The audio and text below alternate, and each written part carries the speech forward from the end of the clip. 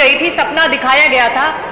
सिर्फ और सिर्फ आप हमें उन 10 में से किन्हीं कुछ शहरों में बता दें कि क्या 50% भी वहां पे काम हो चुका है। और साथ ही साथ अध्यक्ष जी, एक और मैं प्रश्न करना चाहूंगी कि आपने जवाब में कहा कि जो जनप्रतिनिधियों से हमने सुझाव मांगे हैं, उनसे डिस्कशन की है, उनसे बातें की हैं।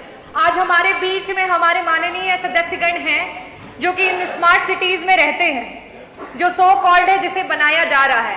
क्या कोई भी ऐसा जनप्रतिनिधि है जिसको बुलाया गया और उससे इस स्मार्ट सिटी के बारे में सुझाव लिए गए और वो चीज हो गई, उसके बाद में उन्हें बुला करके बताया गया हो कि हाँ, ये आपने जो सुझाव दिया था, ये सुझाव हमने डाल दिया और इस सिटी को स्मार्ट सिटी बना दिया।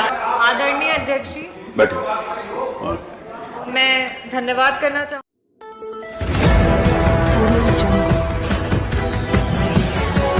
जिसने सिर्फ उत्तर प्रदेश की जनता को नहीं, पूरे देश की जनता को एक बहुत बड़ा सपना दिखाया। जब 2014 में लोकसभा के चुनाव की रैलियां हो रही थी, तो उस दौरान हमारे आदरणीय प्रधानमंत्री जी के द्वारा 100 स्मार्ट सिटी का वादा किया गया पूरे देश को। और 100 स्मार्ट सिटी में सबसे ज्यादा जो स्मार्ट सिटीज को देने का वादा हुआ वो उत्तर प्रदेश को हुआ। और उस समय 2015 जून में 10 स्मार्ट सिटीज का वादा जो है वो उत्तर प्रदेश की सरकार को मिला। और उसकी पॉलिसीज कुछ इस तरीके से बनाई गई कि उसमें आधा जो बजट रहेगा वो केंद्र सरकार के द्वारा और आधा जो बजट है वो प्रदेश सरकार के द्वारा लगाया जाएगा। अध्यक्ष जी, 2015 में जो हमारी सिटीज थी वो थी आगरा, अलीगढ़, कानपुर, लखनऊ, बनारस, मुरादाबाद, बरेली, सहारनपुर और प्रयागराज। झांसी भी इसमें इंक्लूडेड है। और उसके बाद 2019 और 20 के समय में वापस से हमारे मुख्यमंत्री जी के द्वारा 7 और सिटीज हैं जिसको इसमें ऐड किया गया।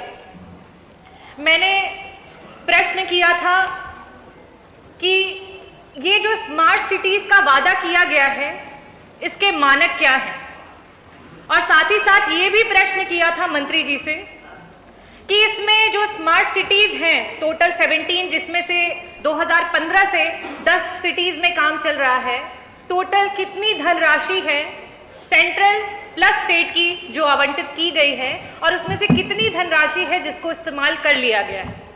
अध्यक्ष जी, बड़ी निराशा के साथ कहूंगी कि आप ही के वेबसाइट के, सरकार के वेबसाइट के जो जियो हैं, जो बताते हैं कि स्मार्ट सिटी मिशन में क्या क्या मानक हैं, जिनमें सिटीज को किस तरीके से बनाया जाएगा, उत्तर में उस तरीके के तो कोई मानक ही नहीं दिए गए हैं।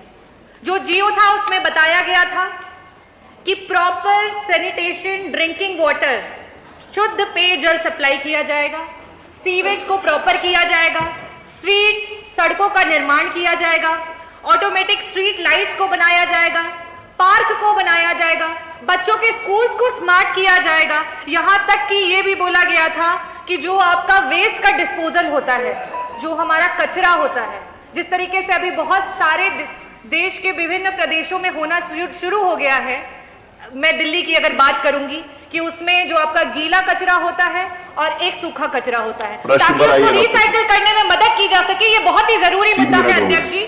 तो इनका जो जियो में जिस तरीके से बताया गया है, डिस्क्रिप्शन दिया गया है और जो जवाब में दिया गया है वो बिल्कुल अलग है। जवाब में सिर्फ और सिर्फ ऑनलाइन किस तरीके से क्या किया जाएगा, सिर्फ इसके बारे में बताया गया है, सिविल वर्क की कोई बात नहीं की गई। साथ ही साथ मंत्री जी, आपके जवाब में ये बताया गया है कि सिर्फ और सिर्फ समझ जो 10 शहर हैं उनके लिए 9,313 करोड़ की धनराशि जो है वो टोटल आई थी, जिसमें से लमसम 50% जो है उसको आपने यूज कर लिया है। मैं आपसे पूछना चाहूंगी कि 50% यूज करने के बाद ऐसी कौन कौन सी सिटीज हैं जिनको आप कंप्लीटली क्यूटो के सपने दिखा करके क्यूटो की तरह स्मार्ट बना चुके हैं, और अगर आपने 50% भी काम किया है तो कृपया करके वो 50% के काम वाले जो भी सिटीज हैं उनका नाम दें। साथ ही साथ मैं आपसे ये भी पूछना चाहती हूं कि आपने जब ये सिटीज बनाने के लिए बातें की थी तो वहां पे 3 क्राइटेरियाज को रखा था कि जब हम सिटीज को स्मार्ट करेंगे तो या तो उनमें हम रेट्रोफिटिंग का मॉडल डालेंगे, या फिर हम रीडेवलपमेंट का मॉडल डालेंगे, या फिर हम ग्रीन फील्ड डेवलपमेंट का मॉडल डालेंगे। आपने ये जो भी सिटीज बना